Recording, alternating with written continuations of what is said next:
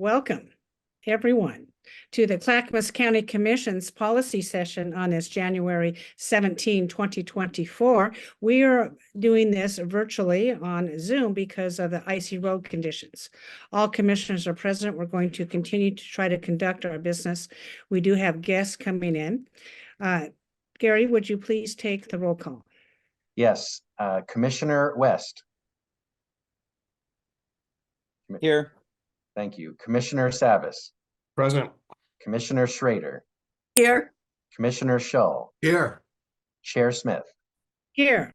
Go ahead, Gary. Introduce the first item, please. Thank you. The first policy session today is Metro Affordable Housing Bond Update. We have two guests from Metro. Tony, if you would please bring them in the room.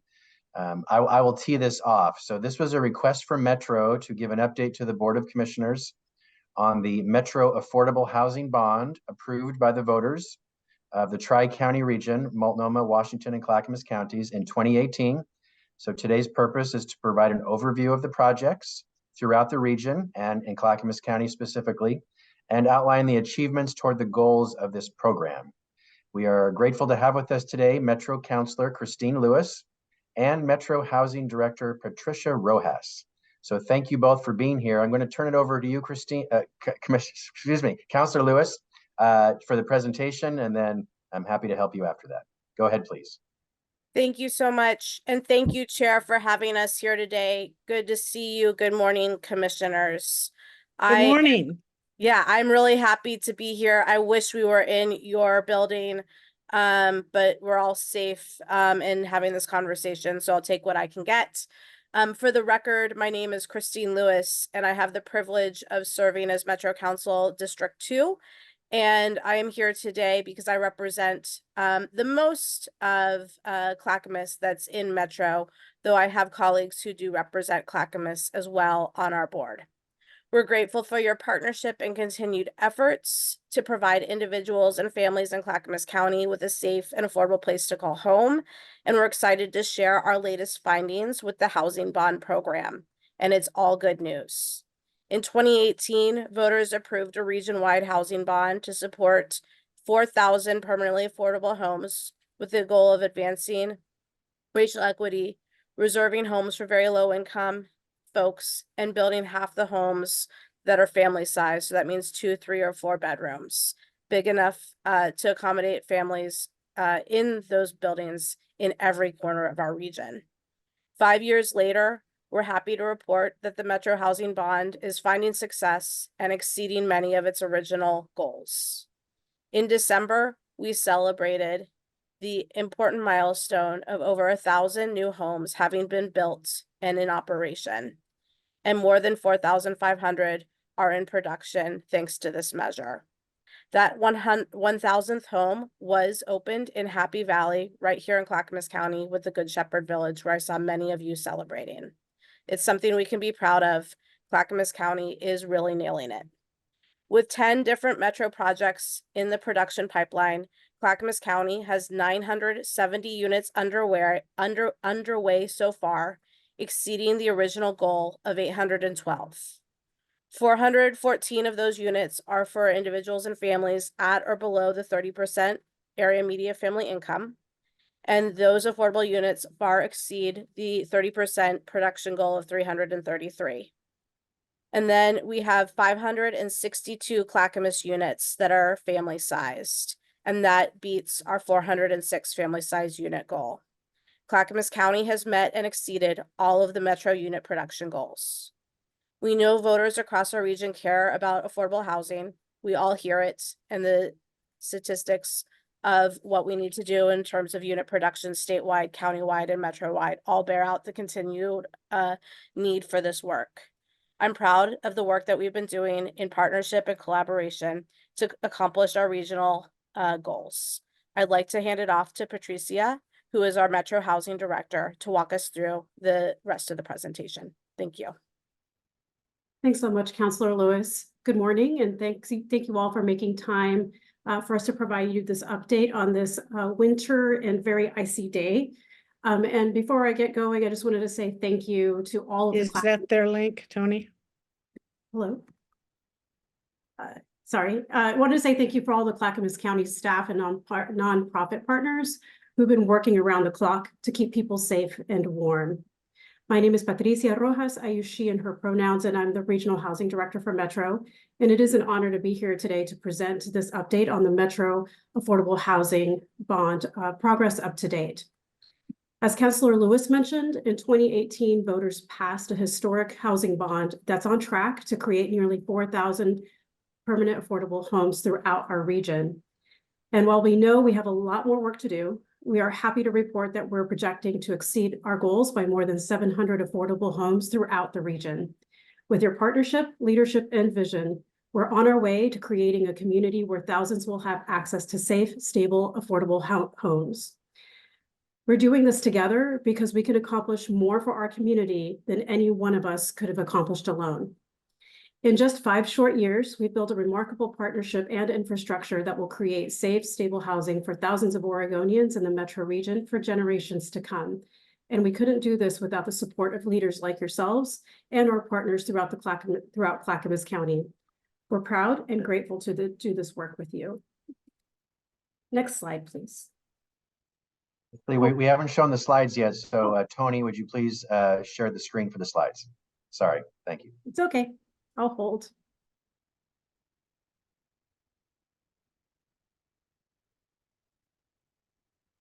Pulling that up now. Hold on just a moment. Sure, no problem. Thanks. And we can go to the next slide, please.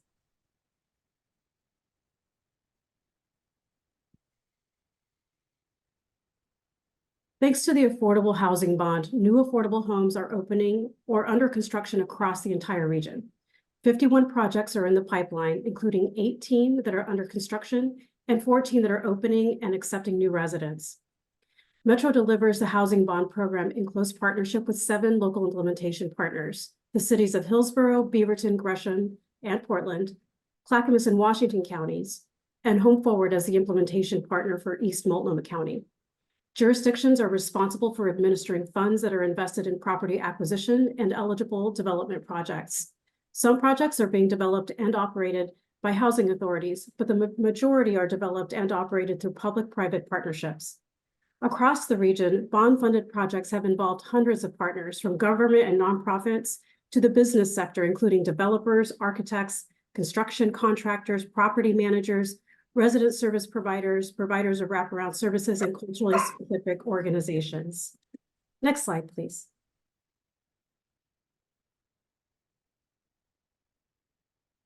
Metro convened community stakeholders to create the framework that now guides this work. The framework identifies goals and priority communities to be served by bond investments, and our regional housing portfolio includes buildings with different mixes of unit sizes that are intended to serve different household sizes and configurations. Many units are also designated to serve priority communities. As required by Metro and local partners, project plans reflect strong commitments to affirmative marketing, low barrier screening, and prioritize referrals to ensure projects are reaching the priority communities established in the measure. The majority of bond-funded projects report partnerships with culturally specific or responsive organizations who provide resident services, case management, or wraparound services. 691 units across the bond portfolio are designated as permanent supportive housing units intended for people exiting long-term homelessness. This is a strategy that pairs a housing unit with long-term rent assistance and ongoing social and health services, and is a national best practice for those exiting chronic homelessness. Many of these units are leveraging funding services and rent assistance from Metro's Regional Supportive Housing Services Fund. Next slide, please. Here you see Helen, a resident at Fuller Station. Fuller Station was the second Metro bond-funded apartment community to open in Clackamas County.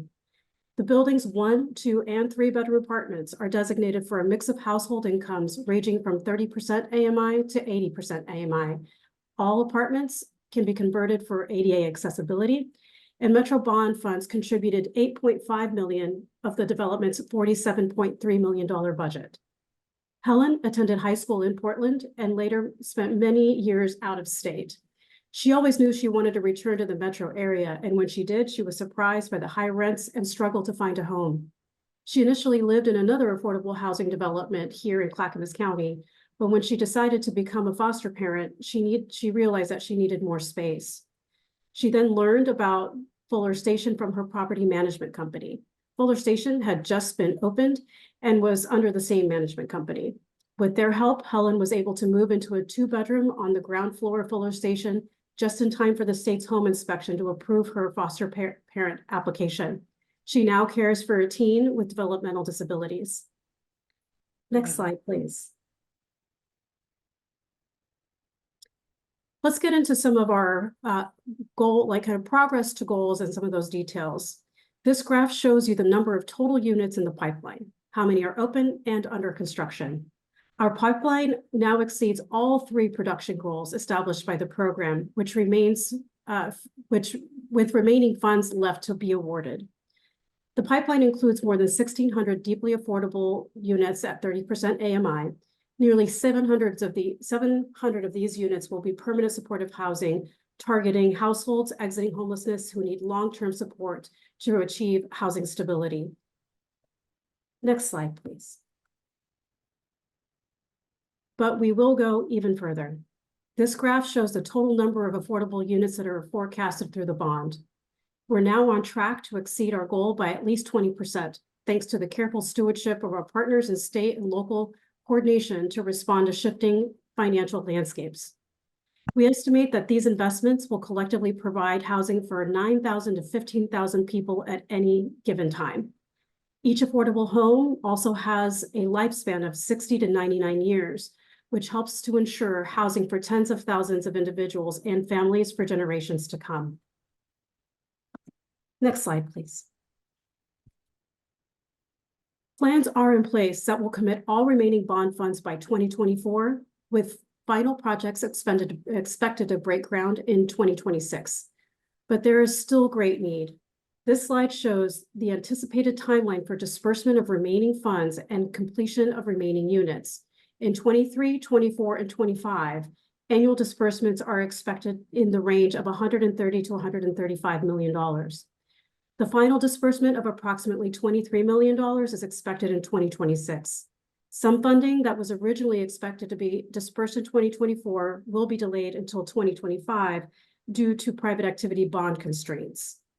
Projects typically take 39 to 47 months from solicitation and pre-development through construction and lease-up. So all remaining units are expected to be complete by 2028. Next slide, please. Providing good use of public funds is a core guiding principle of the Affordable Housing Bond and for Metro and its county partners. The current Affordable Housing Bond portfolio represents $2.2 billion in investments, of which 23.1% or $513 million is affordable housing bond funding, and over $1 billion or 77% is leveraged from other sources. 3,203 construction-related jobs alone through this work. Just one aspect of this program, just one aspect of the impact of this program. We also work with many property managers, service partners, and while we don't have numbers at this time, the impact of this work has spurred jobs and economic activity throughout the region across many industries. Through the life of the Metro Housing Bond, Metro and our jurisdictional partners across the region have partnered with a range of organizations, including 17 culturally specific organizations, 25 housing developers, 37 service partners, 10 general contractors, and 15 property managers. For our first 9 projects to reach completion, 17% of construction contracts were paid to COVID-certified MWESB firms. This snapshot will continue to change. This represents the first 9 projects to reach completion and submit contracting outcomes to Metro. And this is just a subset of the 41 that are total in the pipeline. Next slide, please. To ensure access to the opportunities provided by bond investments, the bond program aims to direct construction contracts to underrepresented firms. The bond's development projects are on track to meet or exceed the regional goal of at least 20% construction contract funding going to COVID-certified, minority or women-owned or emerging small businesses. Program staff have confirmed that that we are tracking at over 30% for total hard costs.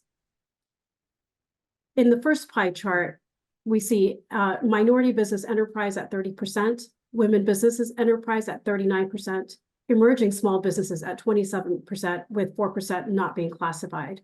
And in the second chart, we see a demographic breakdown of 52% owned by Latino Hispanic, 21% Black African American, 17% Asian Pacific, and 10% unknown. Next slide, please. So we'll conclude our presentation for today. We really appreciate your time and your partnership, and we'll open for questions.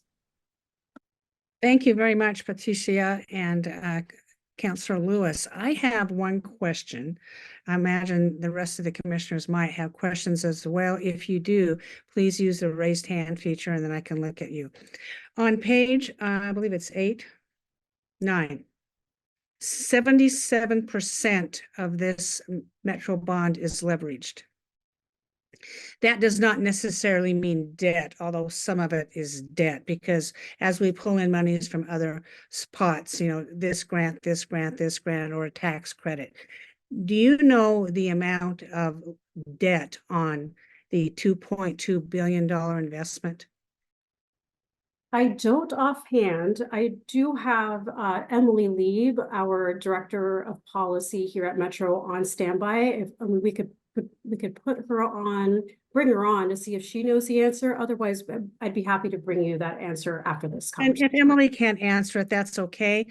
You could just email it to us, whoever your contact is, and that'd be fine. I see Emily has, there you are, Emily. Would you like to unmute yourself and comment? Good morning, commissioners. Emily Lieb, I'm our Housing Policy Director at Metro. I use she and her pronouns. Yes, if you want to pull back up that pie chart, well, I can. It does break down the specific categories. So 20% of our total funding is leveraged from long-term loans from lenders and investors. Okay, and that amount, so that's 400. Little over $400 million is in loans. Is my math correct on that or not? That sounds right, because we're at 2.2 billion. Yeah.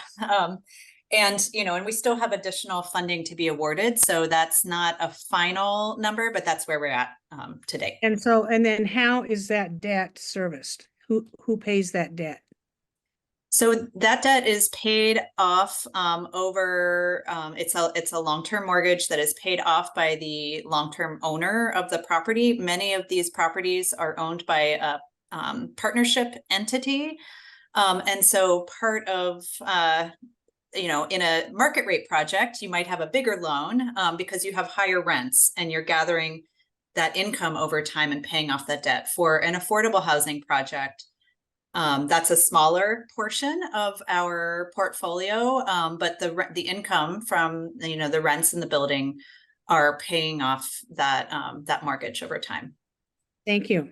So the people who are coming in to live in these units, whether we call it supported housing or affordable housing or just plain low income housing, they do pay based on their ability to pay or a specialized program that they're in. They're paying rent, and therefore the rents go to service the building, the debt, the maintenance, upkeep. I assume these are tax-free units. Is that correct? So the point I'm trying to make is, in order to service the debt on these units, there is another pipeline of income coming through various sources like Social Security, Medicaid, Medicare, SHS dollars. I don't know. Can SHS dollars be used to pay for rent on these? I think, Christine Lewis, that is the budding question. Yes, the voucher system that has been established through the Supportive Housing Services measure, those vouchers are used in order to help pay rents, both at bond developed affordable housing and also more broadly at affordable housing owned by nonprofits and for-profit property owners across the region. So the voucher system, we think, is a real success. I do too. I think vouchers for rent is just great, and rent assistance across the board.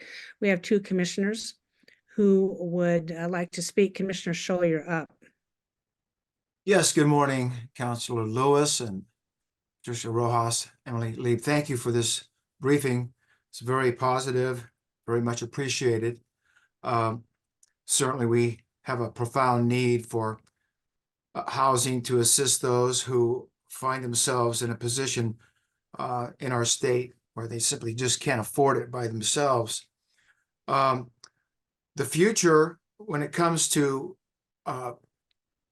funding for the kind of projects you're talking about, you know, we don't have a crystal ball, so we don't know if we're going to have a future that has things like the housing bond or the supportive housing services measure. So the other option that we need to work on, and I encourage everyone to look at the governor's current efforts to examine what we need statewide in the way of housing. She estimates some 500,000 units needed probably in the next decade. But as you look at the 2024 Urban Growth Boundary Review, I would encourage you to err on the side of expansion to give our cities and the Metro Urban Growth Boundary a little bit more freedom to expand. And also, you know, I've encouraged some of our legislators to look at the Senate Bill 100 from 1973 to see how we might be able to ease up the tight urban growth boundaries to attract free market construction. And I would say it's a big lift and it's difficult, but it's really difficult when we look at the relatively small availability of land in many of our cities. So again, thank you again for your work in affordable housing, but please let's not take our eye off the issue of attracting free market housing also. Thank you very much. Thanks, Commissioner, Commissioner Scholl. am I allowed to respond just for a moment? Sure, go ahead. Commissioner, thank you so much for those comments. And I do think that the reason that Metro was able to step up and be agile and meet the community need for deeply affordable housing with the 2018 measure is because of our long history talking about housing through the land use process. If it weren't for that hook and that natural connection, Metro, I think, would have had more struggles flexing into this space.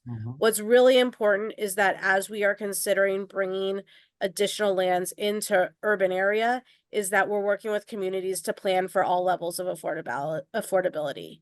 Yeah. We need communities that have all types of housing and all levels of affordability.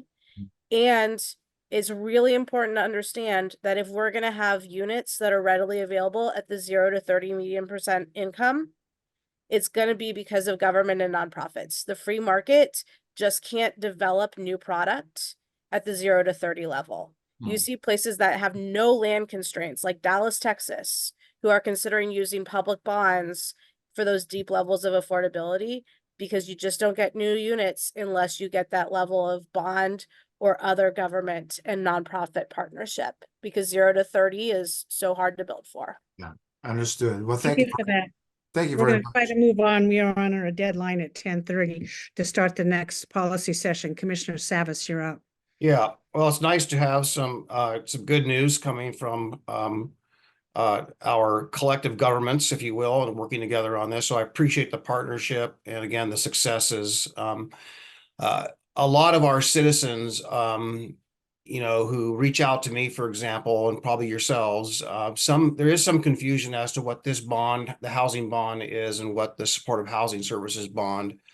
And I appreciate the discussion earlier, which relates to debt, who's carrying the debt in the long run, which is the private sector in this regard. You know, it is important to know that the rents that contribute to meeting the debt, that private sector debt, are important to be paid. And, you know, we have to look at the entire system, if you will, and that is, you know, jobs and how we can promote jobs that are paying family wages and so forth, so people can elevate themselves into prosperity, out from poverty to prosperity.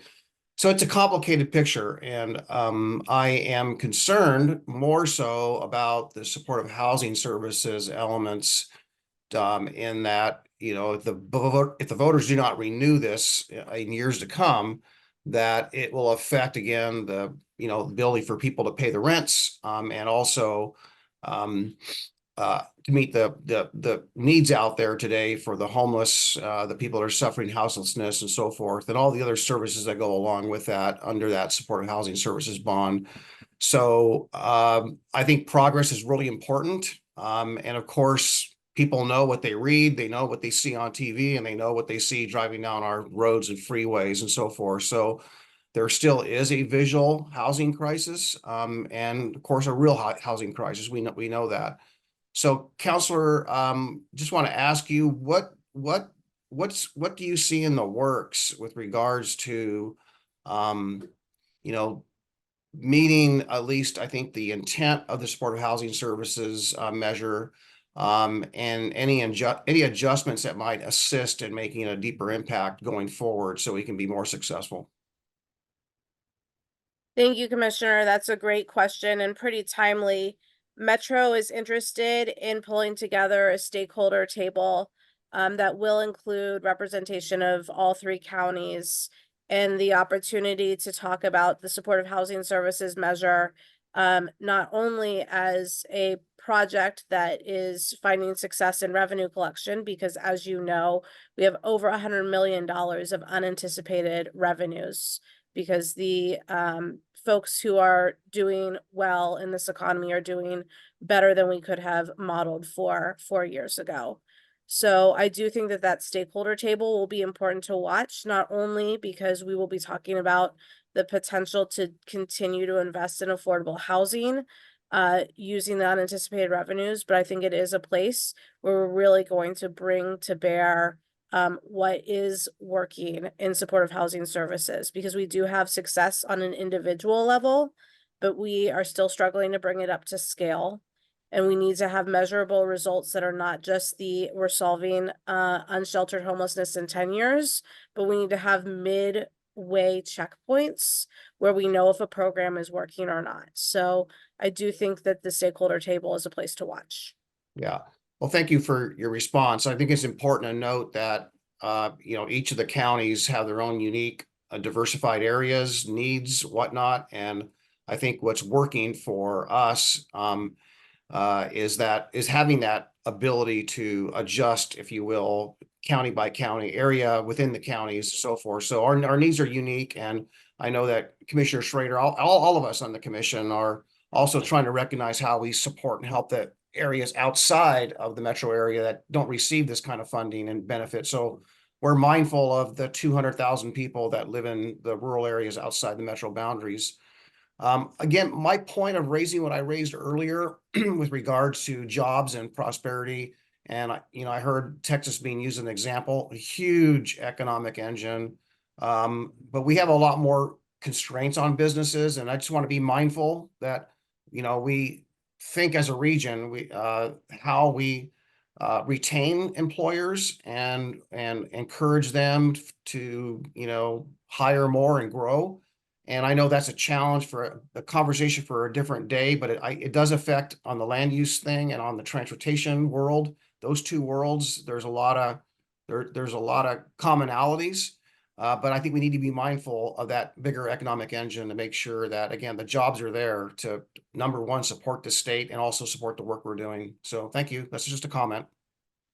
Thank you. As we move forward in establishing the stakeholder table, I would assume key elected leaders from each county would be present at that stakeholder table. Yes.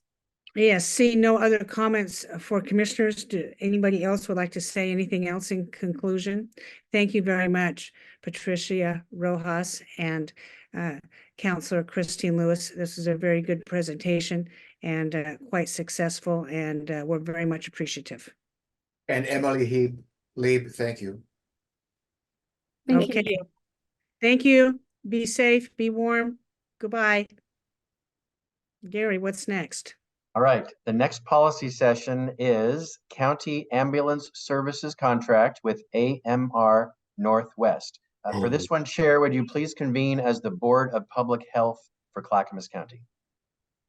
I will recess as the Board of County Commissioners and convene as the Board of Public Health. So you'll be sitting as the Board of Public Health for this discussion. Rod Cook, Director of Health, Housing, and Human Services, and Philip Mason Joyner, the county's Public Health Division Director, will be the main presenters. So Rod, go ahead, please. Our Commissioner Savas has his hand raised. Chair Smith. Chair, one thing I think is important to mention on the onset, I'm going to want to declare a potential conflict of interest. Not last year, but in late 2022, I received a campaign contribution from AMR. I don't believe that it has a direct conflict, so that's why I'm declaring a potential conflict of interest. We did not have, at that time that I received that, I was obviously running for re-election. There was not any issue with performance from AMR. There weren't any of those challenges. There was not contract negotiations that were actively underway at the commissioner level. So I don't see it as a problem, but I think it's fair to at least put it on the table. And I would encourage, ourselves to be mindful of that. So. Commissioner Savas, thank you. Commissioners, I'm going to have you all hold your comments until we have the presentation. Martha, I see your hand is up. Would you please want to wait for your comment until we have a presentation, or is it absolutely essential at this point? Who's up Okay. first? All right, Philip so or Rod Cook, would you please begin? Good morning, Commissioners. I'm Rod Cook, Health, Housing, Human Services Director, and I have with me today Philip Mason Joyner. He is the Public Health Director. We're here before you today to talk about the AMR contract. We have two things we're trying to hear from the board. we're frozen. Get approval on. Am I frozen? No, you're good, Rod. Okay. You're fine, Rod. Go ahead. Okay, continue. Okay. So the two items are to review the current contract compliance issues for ambulance services with American Medical Response Northwest. It'll probably be referred to as AMR Northwest as we go through this presentation. And secondly, to seek Board of County Commissioner direction on next steps related to liquidated damages in the current contract, which expires on April 30, 2024. And I'm going to hand it over to Philip Mason Joyner. He's our Public Health Director. He has detailed information for you for the rest of the presentation. Thank you. Okay, I'm gonna ask you to pause, please. Chair Smith has lost her internet connection. Oh, there she is. She's going to reboot. Chair Smith, can you hear us? Yes, sorry about that. Don't know what happened. Okay, so haven't started yet. Rod just introduced Philip. So Philip, go ahead, please. Thank you, Gary. Good morning, Chair Smith and Commissioners. Yes, as Rod mentioned, Clackamas County contracts with American Medical Response Northwest AMR for ambulance services. We're currently in the 10th and final year of the existing contract between AMR and Clackamas County. I'm just going to provide a very high-level overview of the current situation, just for context, especially for EMS stakeholders who I'm sure are watching, and for the general public, as this is at times fairly a technical topic. But the highlights: since May of 2022, AMR, they've struggled to meet their contract requirements, specifically related to the timeliness of having ambulances arrive on scene for medical 911 calls in the county. This is primarily due to workforce challenges and shortages that they are facing.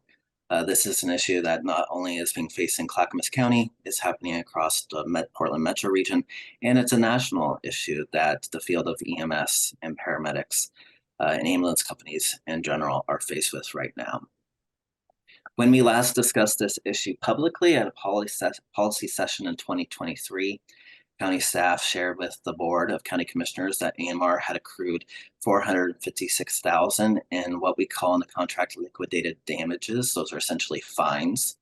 The board made the decision to waive the fines and direct AMR to spend half of that money on implementation of a performance improvement plan and offering scholarships to recruit individuals to become paramedics that would serve in Clackamas County. AMR actually last year in 2023 spent over $500,000 in scholarships for Clackamas County to recruit folks to go through paramedic school.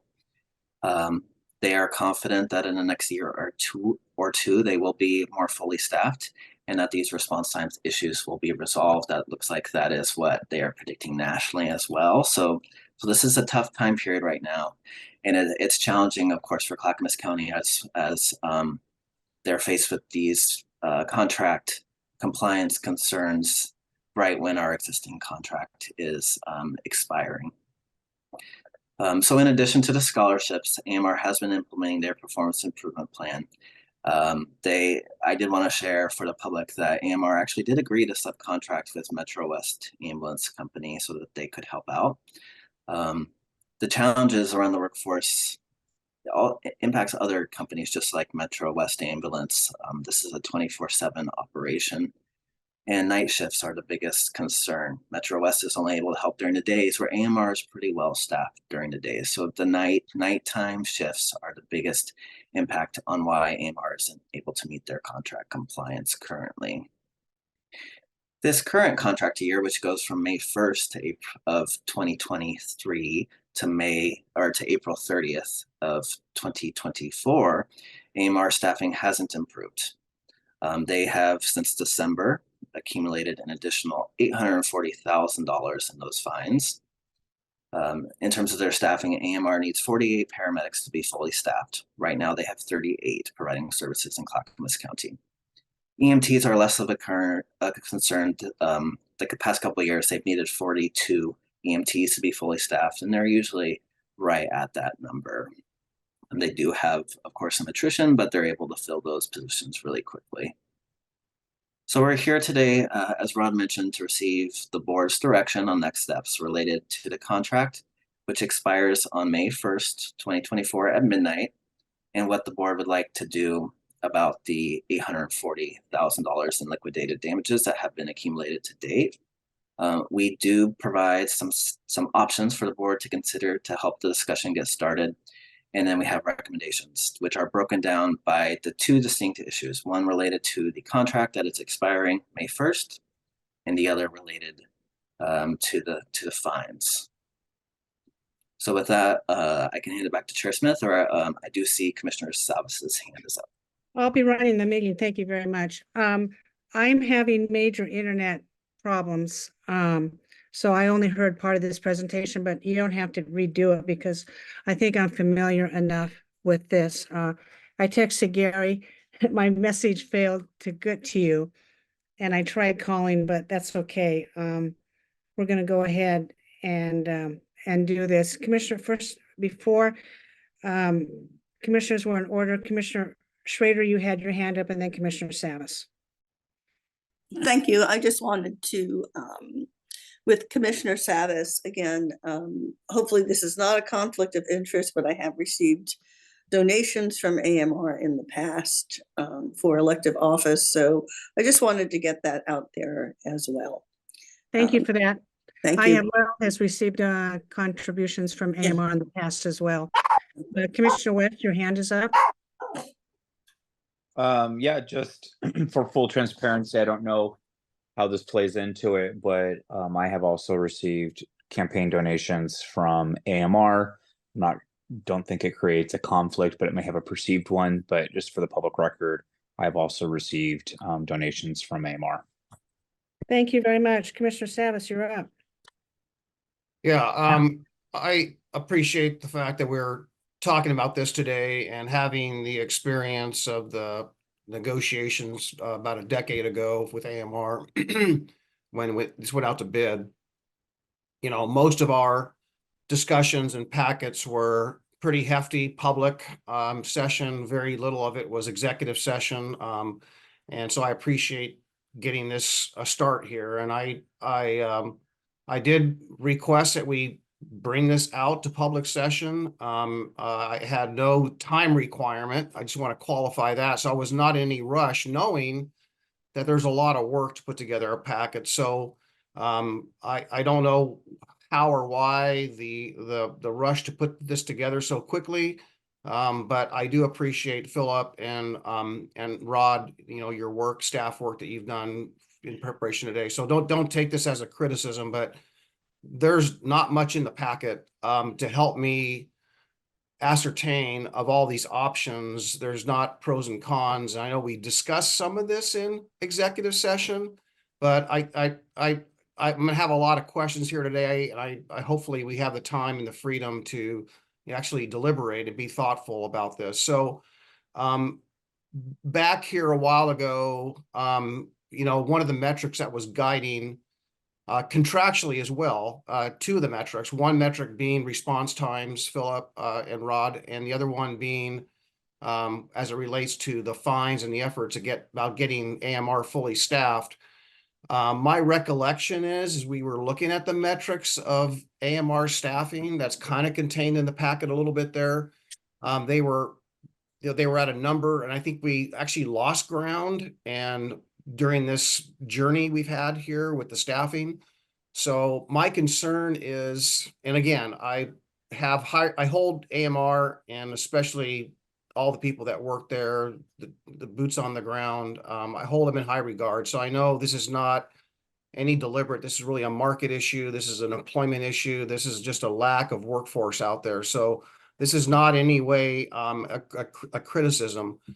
But I am really wondering whether or not we talk about renewing the contract. I really think that the contract needs to be there's some ambiguity in there that needs to be resolved. We discussed that as well. But I think we need some teeth in any kind of a renewal to get at this particular issue. And I'd like to be creative and working cooperatively and collaboratively with everyone, but make sure that, we're not just giving them a pass, right? That we're keeping the pressure on and we got valid metrics to gauge all this. So there's a staffing metric, there's the response time metrics, there's perhaps investments that can be made, like one of the options with the forgot the name of it, but the one with the nurse response method there. But I also want to talk about, is it possible to take part of that $840,000 that we currently sit at and perhaps apply that to hiring bonuses? So I'd like to explore all of that, but before I can even get close to any contract renewal, I just think we need to clear up ambiguities in the existing contract and consider not maybe a year, maybe 6 months, maybe 3 months, but maybe there's a stair stepping in that if progress is being made, then perhaps we look at a longer one. But I think we need better flexibility, not just a simple renewal. There's just not enough teeth here, I think, and incentives, I think, to make up the difference, knowing that AMR's geographic territory and contractual territory is expanded with the addition of Washington County. So that's just adds another level of pressure. A lot said there, but can you give me, Philip, at least one question in there that's not rhetorical, and that is the question I have with regards to the staffing levels. Have we made any positive increases, or are we seeing a slight decline still? It's for the last probably quarter, last 3 or 4 months, it's remained the same, around 10 vacant paramedics. And one of the challenges is they'll bring on 1 or 2 new folks, and then someone ends up retiring or leaves the field or leaves for a new opportunity. So it's remained pretty steady around 10 vacancies. Thank you. Okay, I want points of clarification. It's very important that I believe we take on this topic now. I've been wanting to bring this forward. I think the opportunity is now. We have medical needs in the community, low response times, and we have an idea how to work on that. We are not asking for a renewal, commissioners. We are not renewing the contract. We are asking just for a 1-year extension while we continue to work on the new contract language and go into a bargaining session, a negotiation, of which I think we have some new ideas that staff has come up with. The situation with AMR is a region-wide crisis, and I have been working with the chairs of the other two counties to try to fix it. And by the way, Clark County, Washington as well. During our District 8 meeting this early fall, I convened a meeting with the tri-chairs and the representatives from AMR representing all three counties and Randy Lauer to work on this problem. I asked Multnomah County, because you're using a 2-paramedic model, if you would consider not using a 2-paramedic model, since you're the only county in AMR's system to be using a 2-paramedic model, and then that would help the other counties. Chair Jessica Vega Peterson, we said, think about it. She went back. They decided not to do that. With the addition of Washington County secured the AMR contract over at Metro West in the end of August, I believe, around there, has also put a strain on the paramedic situation with AMR. So not only is Clackamas County competing with Multnomah County, we always had the addition of Washington County and then also Clark County. The outcome of that meeting was I asked AMR if he would bring in Metro West, who used to supply the contract to Washington County, to provide additional ambulance services to help during this time of paramedic shortage, because Metro West does have paramedics. Metro West does have ambulances in Clackamas County right now. They do transports between hospitals and some other things, although they are not the prime ambulance provider. Randy Lauer said he would do that. That was very many months ago. Philip, remember, I don't remember the exact dates on this. It was slow getting the contract put together. We do have one ambulance. My understanding is from Metro West offering services in Clackamas County. However, what's at issue here is the evening shift.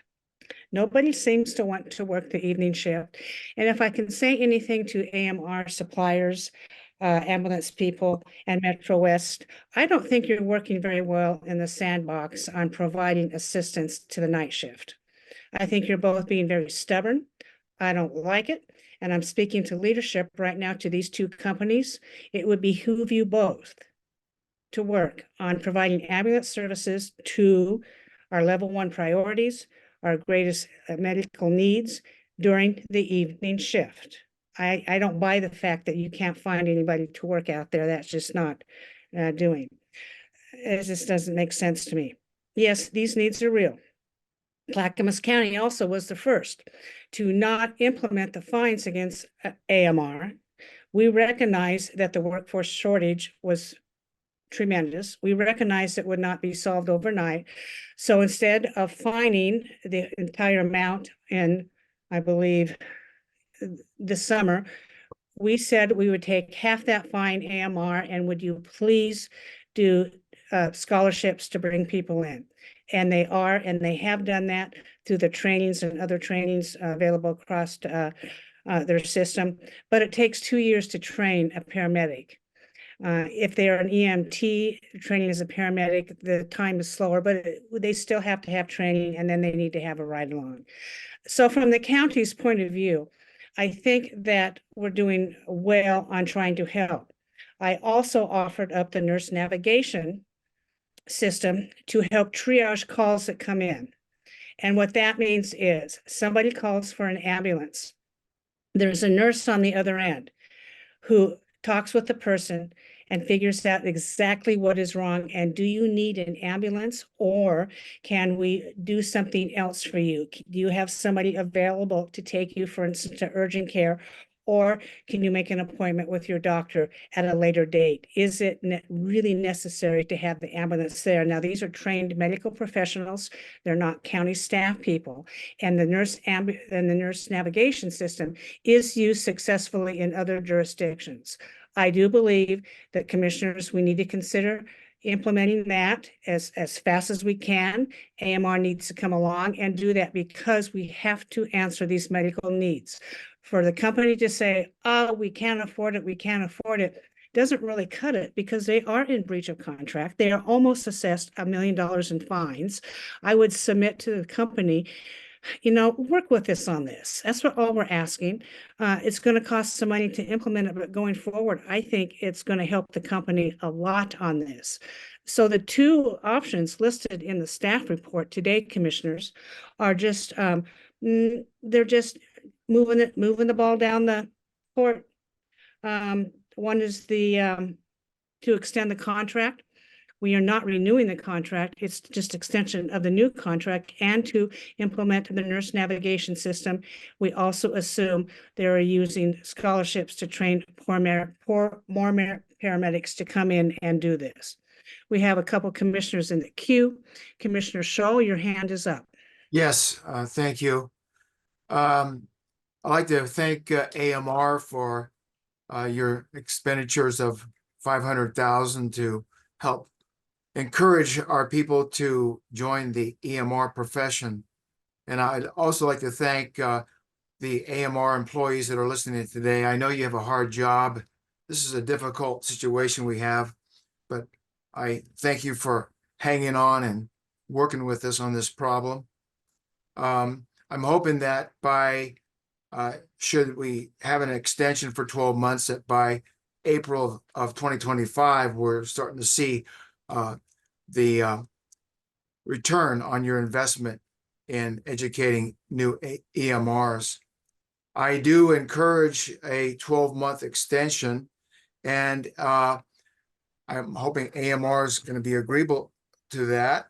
And I would like to see in the extension documents some commitment, some requirement for using some of that $840K for bonuses, and also some of it for nurse navigation.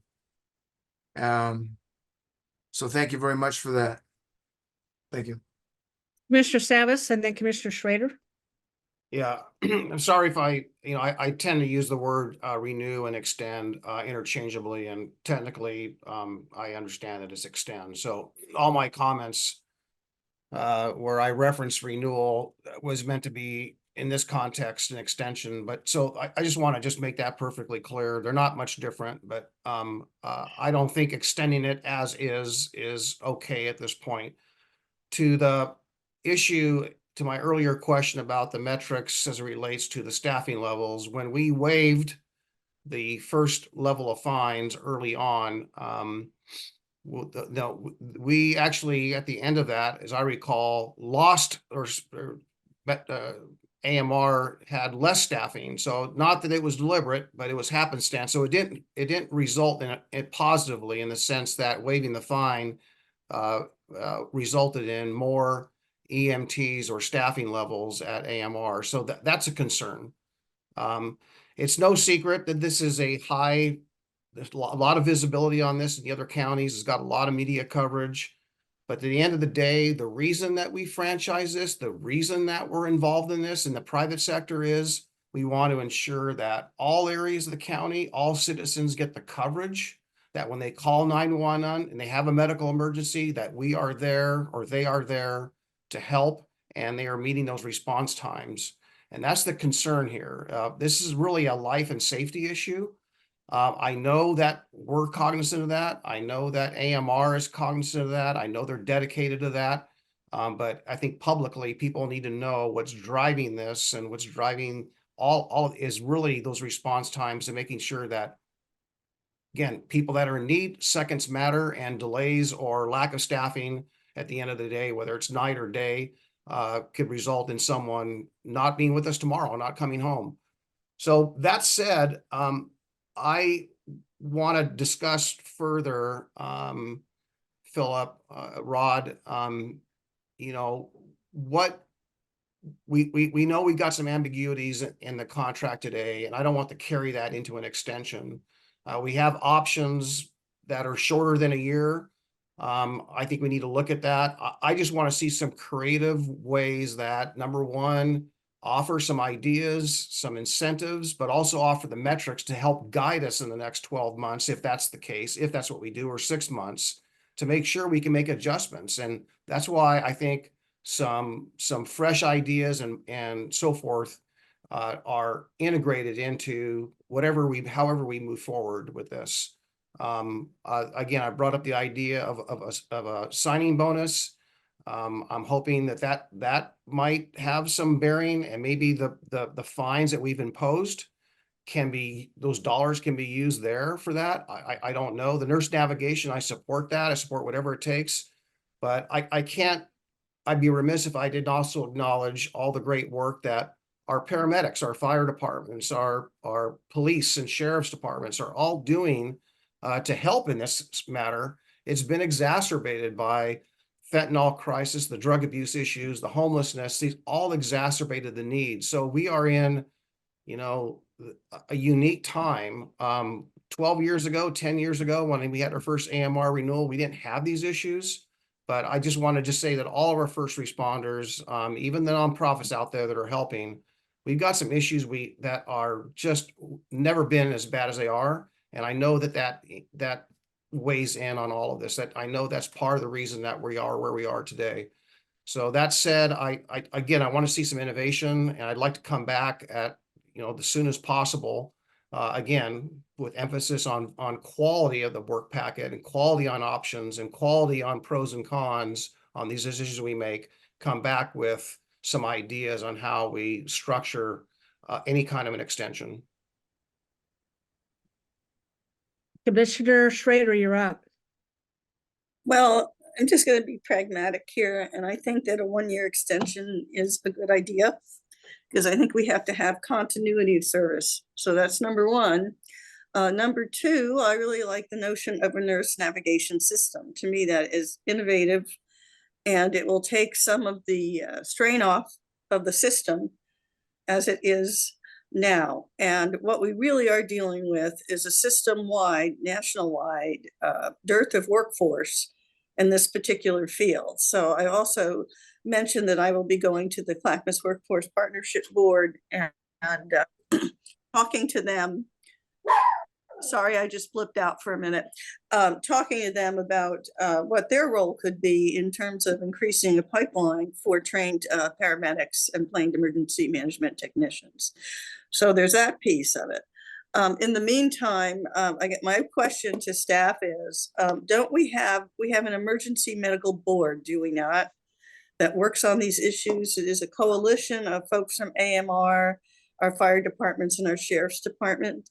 Have they weighed in any way with any recommendations for the issues that we're facing right now? Thanks for the question, Commissioner Schrader. Yes, we have a very active Emergency Medical Services EMS Council at the county. It's a board appointed advisory council. They have been briefed and engaged all along. We have not specifically asked for them to take an official position or vote on issues related to the extension or to the contract or to the liquidated damages. We haven't specifically asked them to make an official recommendation on that for the board. No, and I wasn't looking for that specifically, but if they're there to help run a system, have we asked them specifically what they could do to help the system be a better system? Is it nurse involvement? Is it the nurse triage piece? Is it, our job is to make a decision, do we extend it, and work through this with them. That's not their job. That's not what I'm asking for. But has there been a discussion with them at all that has to do with the challenges the system is having right now, and how active have they been involved in looking at that as a whole and helping us with this bottleneck of workforce? That would be the question that I would ask them and talk to them about. But as far as the extension goes, I'm fine with this at that time, and I think staff can continue to work and come up with something that is, as Commissioner Savas says, that has some sidebars and is still innovative. So I'm willing to move with an extension, at least for the time being. Thank you, Commissioner Schrader. Two more commissioners, Commissioner West and then Commissioner Scholl. Thank you, Chair. Thank you, staff, for your presentation today. I really appreciate it. I know we've had a lot of conversations around this. I remember a little bit early on as a newer commissioner, I popped into the chair's office and I said, I remember popping up and saying, why does our county have a nurse triage system, and why don't we, if we don't have a nurse triage system? It really is a best practice. There really is a lot of evidence that it provides better patient outcomes for individuals that find themselves in need of calling 911. What it does is every call is treated with the same urgency and professionalism as any emergency. But what it does is it allows a nurse with a greater scope of practice to really dive into a specific issue that a patient is having, and to help navigate them to the best access and most appropriate access of care. And there's places throughout the entire county. I'm sure even NACO has examples about where this has been successful and how counties have intersected with this. But it allows us maybe to set up a patient with a telehealth call with a provider or with a nurse practitioner or with somebody, instead of going to the emergency room or taking the resources of a paramedic that needs to be at a different call that is more urgent, that needs that level of care on site. It allows us just to be that much more tailored to the patient's experience, and to the client's experience at the time of need that they have. So I would really like to see us implement some type of nursing triage program. I don't know if it's going to be the silver bullet that fixes everything. I don't think that's necessarily the case. I do think there's ample evidence that Multnomah County really is hoarding the workforce in a way that I don't know is evidence-based as a nursing triage center. I don't know if you need 2 paramedics on every single call. I think that that's a misuse of resources. I do think that they have higher acuity and more calls in Multnomah County, largely due to the chaos that is kind of rampant there, and the criminality and the lawlessness and the kind of the human despair that's found on many of the street corners in that community. And that's unfortunate, and that does impact us since we neighbor them and share a 10-mile border with them. You know, I think that we should also talk about how we can help find creative solutions in the long run through the legislature, and making it maybe a legislative priority to get resources to manage this workforce piece that has impacts due to Measure 110. It has impacts due to criminality and lawlessness in the region. All of these different chronic issues, this is a symptom of that. I firmly believe that. I think there's some creative legislative ideas maybe we can talk about to maybe help get some support from the legislature to make this a priority.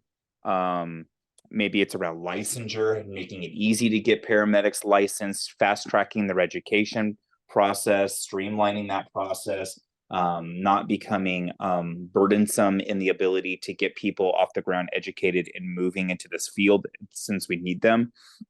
The field pays quite well. It's a little bit shocking to me that we're having a hard time finding paramedics. I reached out to Randy last weekend, and I was talking to a number of the corpsmen in the Navy who aren't quite paramedics and they're not quite EMTs, are kind of in limbo somewhere in between.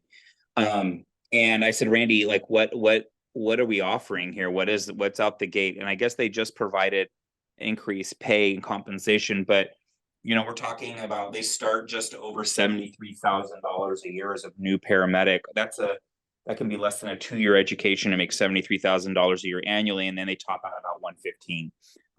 And a basic EMT, even an EMT, starts at $49,300. And they just increased their pay by 5% January 1st here. So there are some and they have good benefits and opportunities. So there are opportunities. I think that we got to be creative about finding where that workforce is. I don't know if NACO has some ideas about what other counties have done across the country.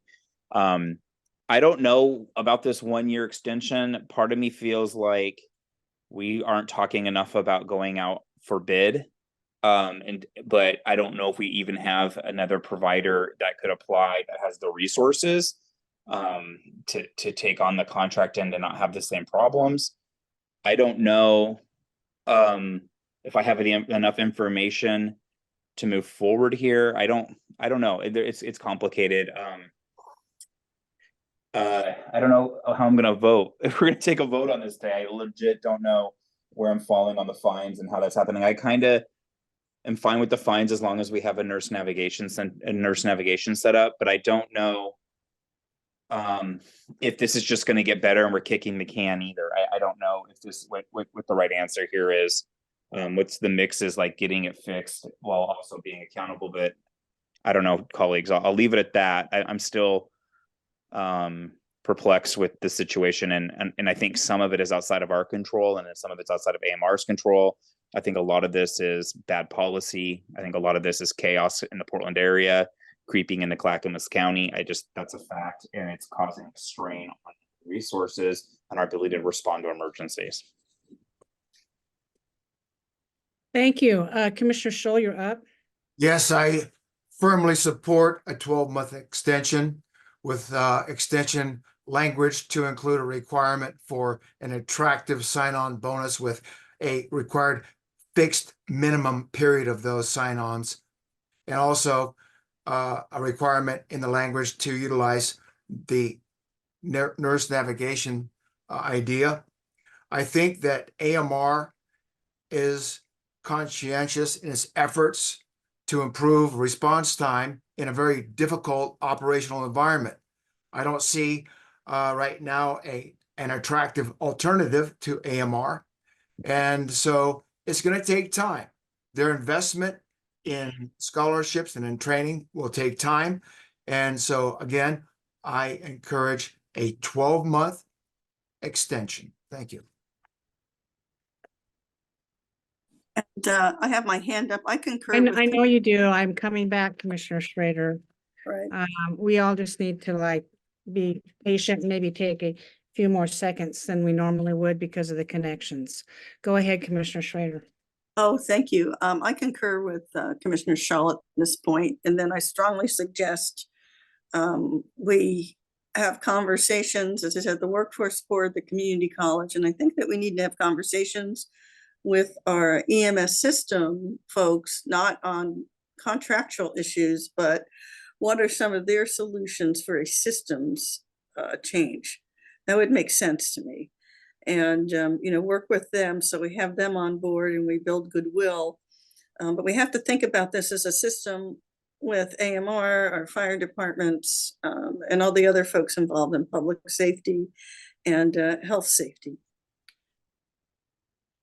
I am in concurrence with the two other commissioners, Scholl and Schrader, on our recommendations today. Commissioner Savas, you have your hands up.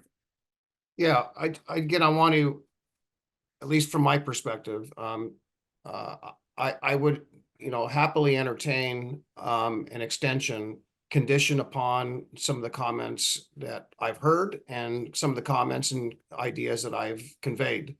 I also think even, again, just to highlight that we've discovered that there's some ambiguities in the contract language that need to be remedied with our legal staff. There needs to be, in my opinion, some metrics, outcomes that we have a check in. I mean, let's just say in 3 months, let's say hypothetically we extend the contract and in 3 months in, things are getting worse. I think we need to have the flexibility to keep all options open. And that if there is a major degradation or something not working very well, that we don't just kick this can for another year. But I think it needs to have some kind of a cancellation or termination clause if performance hits a certain point. We need teeth in this contract. I want to make that perfectly clear. I'm not interested in extending the contract as is. Thank you, Commissioner Savas. It needs to have those amendments made. Thank you, Commissioner Savas, for your opinion on that. I'm going to call on Philip and Gary. Are the attorneys listening and online? We discussed what it means to go into a lame duck provision. I would like their comments on that, and we can take our time to do that. But Philip, tell me today, what would happen if the board decided to extend the contract? What happens with AMR's part in this? It's just not automatic, correct? Correct, Chair. Anytime we extend or amend the contract, it does involve us. It's essentially a negotiation. Certainly anything that has financial implications, additional financial implications that are added as an amendment, that will be heavily negotiated given the current circumstances. AMR locally will have to go to their parent company, engage their corporate lawyers. So that's just part of the process, which is why I am hoping that we can get board direction on these options, and if you'd like to move forward with county staff recommendations or not. But May 1st at midnight of this year, we'll be here really in a blink of an eye in order for us to, with our county council and AMR's folks, it will take time to even get a standard extension in place. Thank you very much. Gary, your hand is up. Yes, Assistant County Counsel Andrew Naylor is in the room. And Andrew, if you could turn your camera on, please. There he is. Yeah, thanks, Andrew. We've had discussions about what would happen if we did not put out an extension on this. And could you give us your opinion, please? Sure. Good morning, Commissioners. If we did not renew the contract, we would have to immediately start a new solicitation for a new ambulance provider. During that period of time, assuming it's not AMR who again wins the solicitation, which is entirely possible given the limited number of options out there, there's what's called a lame duck period where AMR has to continue to provide services during the transition period. So the period between when a new provider is selected and they're up to speed and able to take over operations, AMR can't stop services. So there's continuity of services for Clackamas County. And the period is several months. It's not particularly clear how long that can extend, but the intent is that there's not going to be any discontinuing of services. And hopefully that answers the question, but if not, let me know. Well, I think it does. I think the public needs to know that too, that we do need to continue ambulance services to the people in Clackamas County who, when they pick up the phone and dial 911, it is their expectation that they will receive help. And that's what we do here in Clackamas County. This is a very difficult situation we find ourselves in with very few remedies right now, but we must continue to provide service. Going into a lame duck situation without a provider, to me, is not being responsible to our people. Also, I would like to see the nurse navigation implemented in this somehow. Now, Philip, if a board passes that today, the nurse navigation along with the 1-year extension, it says ask AMR to do that. So if we ask AMR to do that and they say no, what is our next option? If we ask AMR and they decide not to do that using a portion of the fine money that's been accumulated, we could impose the fine on AMR, and then the county could purchase that investment directly ourselves and put in place. So what we're asking on the nurse navigation, and I believe it's fairly clear, we could use part of the fines that are outstanding, because the board has not made a decision on the fines except for to offer scholarships for training, that we take part of that fine and then AMR use part of the fines for nurse navigation. If they refuse to do that, Philip, we can implement a nurse navigation system from our end. Is that correct? We can purchase it, we can put it in place, but it is dependent on participation and partnership with AMR not able to fully implement it. Just for the public's awareness, the closest other community near us that has put this in place is Clark County in Southwest Washington. They put that in place last year. In the fall, it took about 2 to 3 months for it to be operational. So it does take some back end work to get it set up. But they're already seeing about a 10 to 15% reduction in their call volume, is my understanding, and already feeling like it's a worthwhile investment for them. Still early, of course, but looks very promising. And how long have they been doing that? Just since the fall of 2023. It's very recent for them. Okay, so and in the packet, if commissioners, you go down to page 3, 3 was the yellow tab that goes across. And it's time compliance. And this is for the public's benefit as well. You go to the month of May and you read across, and priority 1, 1,160 runs. The standard that met for response times in a timely manner was 930, and that means an 80% response time, or 80% of their calls came within the response time according to what was a contract language. Philip, what is that number supposed to be? The standard for all of these different requirements in urban, suburban, rural, frontier areas is 90% or better in order to meet the requirement. So when you're under 90, then that's when those fines become accumulated. And in the rural and frontier, they have met the response times in those areas. It's the urban and suburban areas where the response times are low. And now the contract language, the new contract language going forward, I don't know if there is a tweak in that or somehow we can do something else to make sure that the ambulance company can meet the response times. We've talked about it a lot today. I do think nurse navigation would help, at least to get that up and running. And two, we're trying to do our best to train paramedics to come on. Hopefully people will want to come to Clackamas County and be a paramedic. It's hard work. We acknowledge that, but it's really essential work on this. Gary, you have your hand up? Oh, you don't have your hand up. Okay. I will entertain a motion to do the recommendations as outlined in the staff report. Commissioner Scholl. I move to extend the current contract for ambulance services with AMR Northwest by 1 year, and in that extension language to require part of the accumulated fines from this current contract year of $840,000 to use to provide the GMR access to nurse care navigation program for Clackamas County by May 1st of 2024, and to use part of those fines to for sign-on bonuses, period. Second. Commissioner Scholl has made a very lengthy motion, I believe, as recommended language, and Commissioner Schrader has seconded the motion.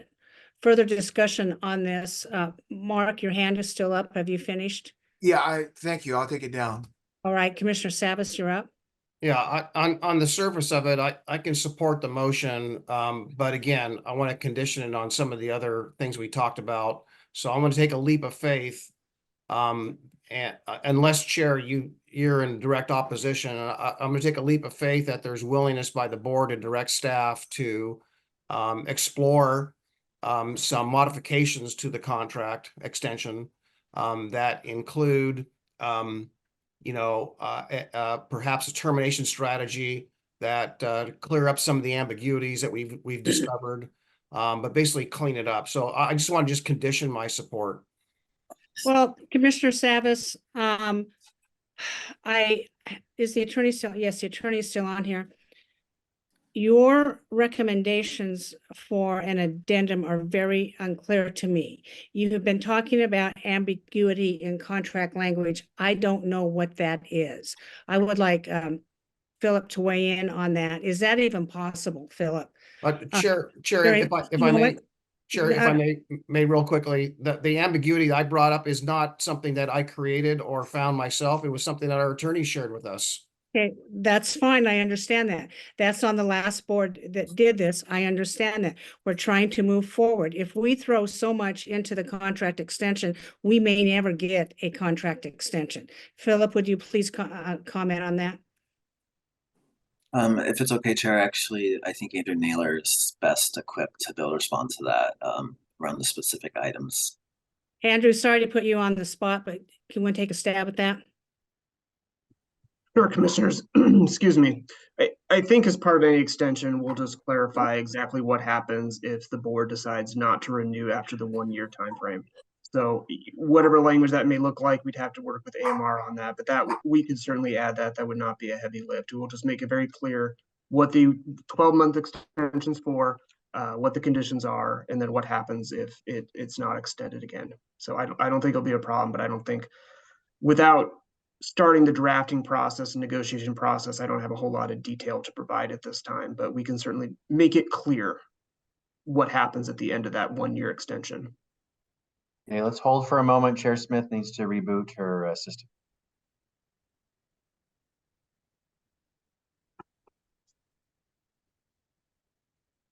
All right, we've been, oh.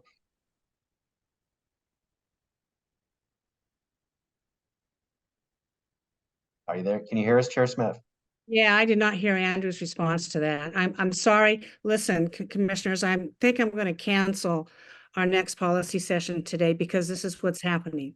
As our temperature is warming, ice is falling all over the county, and it's only a matter of time before internet lines could possibly going down or communication lines. That's just what it is. So I beg your pardon. It's very difficult for me to go in and out. Mark, I'm surprised you still have internet as much trouble as you've had. Well, Philip, it's been tough, but we're making it.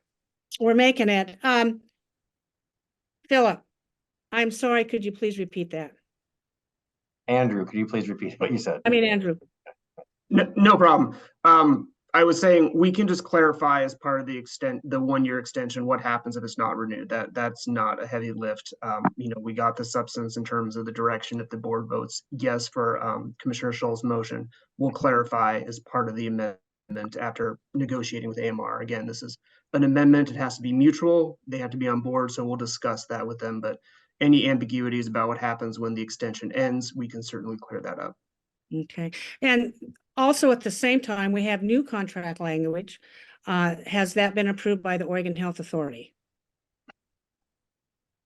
I can tell that, Philip. Smith, yes. The ambulance service plan, which is the document, I think this really speaks well to Commissioner Schrader's comments about looking at the whole system.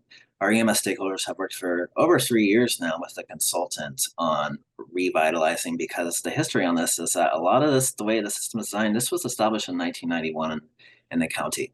We pretty much since that time have had every 5 to 10 years the same system, the same vendor of AMR, the same fairly similar contract.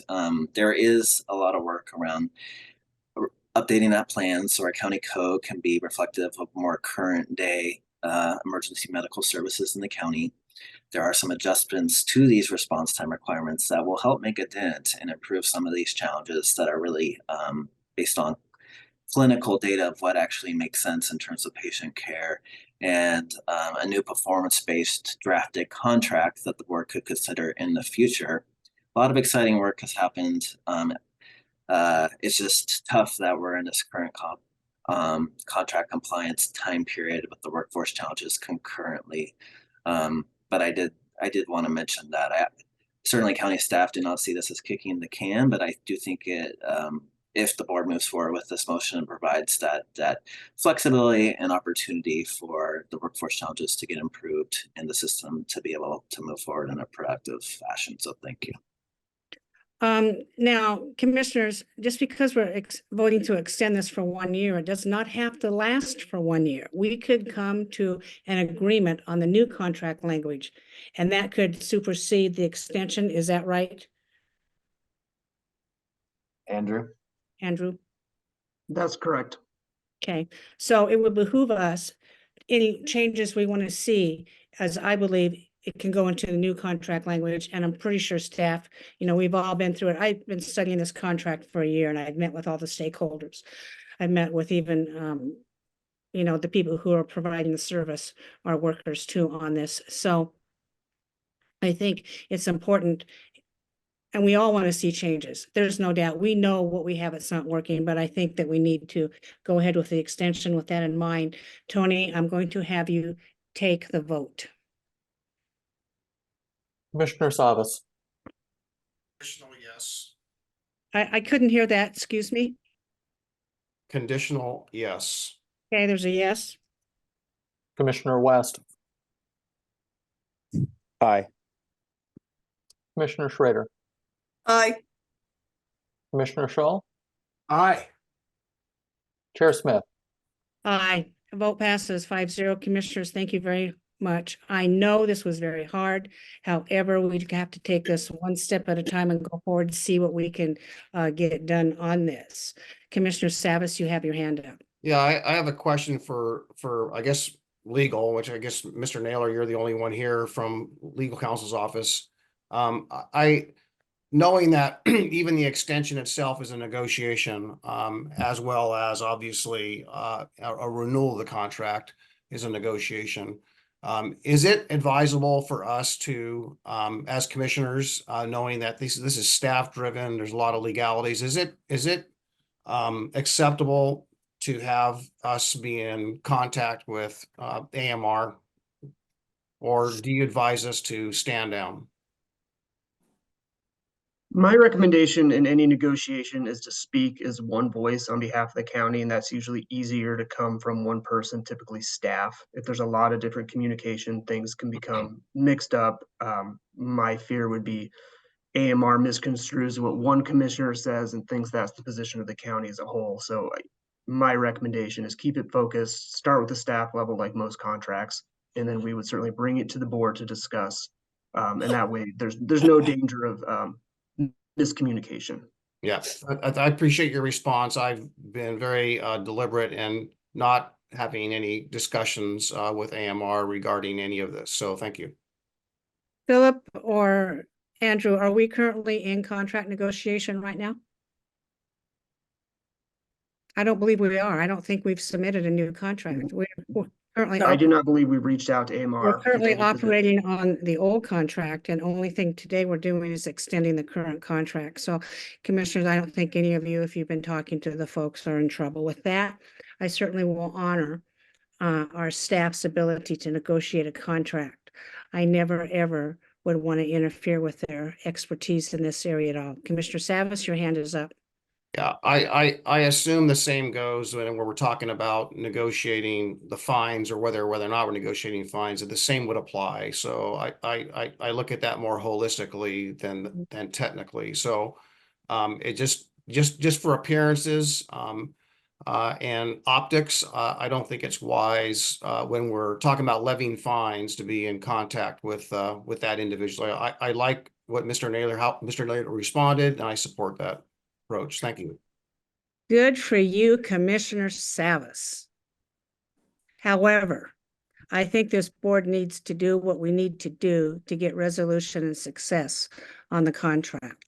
Seeing no further business before the commission on this particular policy session, this one has ended. Now, Gary, going forward, I am having extreme difficulties. In fact, my county phone is totally out.